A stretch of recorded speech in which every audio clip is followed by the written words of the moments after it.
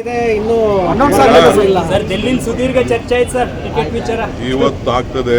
ನಮ್ದೆಲ್ಲ ಮುಗಿದೋಗಿದೆ. ಇವತ್ತು ತಮಿಳುನಾಡು UP ಎಲ್ಲ ನಡೀತಾ ಇದೆ. ಒಟ್ಟಿಗೆ ಸಾಯಂಕಾಲ ಅನೌನ್ಸ್ಮೆಂಟ್ ಮಾಡ್ತಾರೆ. ಸಂಜೆ ಮೀಟಿಂಗ್ ಇಟ್ಕೊಂಡಿದ್ದೀರಿ ಸರ್ ಅಭ್ಯರ್ಥಿಗಳ ಜೊತೆ? ಸಾಯಂಕಾಲ ನಮ್ಮ ಅಭ್ಯರ್ಥಿಗಳು ಮಂತ್ರಿಗಳು ಕರೆದಿದ್ದೀವಿ, ಎಲ್ಲ ಬರ್ತಾ ಇದ್ದಾರೆ. ಯಾಕೆಂದ್ರೆ ನಮ್ಮ ಪ್ರೋಗ್ರಾಮ್ ಎಲ್ಲ ಫೈನಲೈಸ್ ಮಾಡಬೇಕು. ಅವನ್ನೆಲ್ಲ ಕನ್ಸಲ್ಟ್ ಮಾಡಿಬಿಟ್ಟು ನಾವು ಪ್ರೋಗ್ರಾಮ್ ಮಾಡ್ತೀವಿ. ಸರ್ ಬಹಳಷ್ಟು ಕ್ಷೇತ್ರಗಳಲ್ಲಿ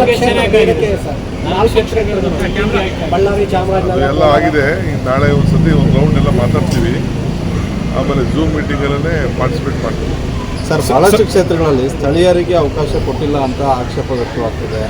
ಅಲ್ಲಪ್ಪ, ಕಾಂಗ್ರೆಸ್ ಪಾರ್ಟಿ ಬಹುಶಃ ನನ್ನ 40 ವರ್ಷದ ಇತಿಹಾಸದಲ್ಲಿ ಇಷ್ಟು ಹೊಸ ಮುಖ, ಯುವ ಮುಖ, ಹೆಣ್ಮಕ್ಳಿಗೆ, ವಿದ್ಯಾವಂತರಿಗೆ, ಪ್ರಜ್ಞಾವಂತರಿಗೆ ನಾವು ಯಾವಾಗಲೂ ಆಲೋಚನೆ ಮಾಡಿದ್ದು.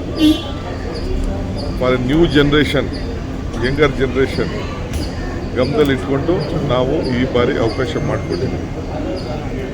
ಈ ಸತಿನೂ ಗೆಲ್ತಾರೆ. ಮುಂದಕ್ಕೆ ಕಾಂಗ್ರೆಸ್ ಪಕ್ಷಕ್ಕೆ ಇಡೀ ದೇಶದಲ್ಲಿ ಒಂದು ದೊಡ್ಡ ಪಿಲ್ಲರ್ಸ್ ಆಗಿ ಅವರೆಲ್ಲ ಬೆಳೀತಾರೆ.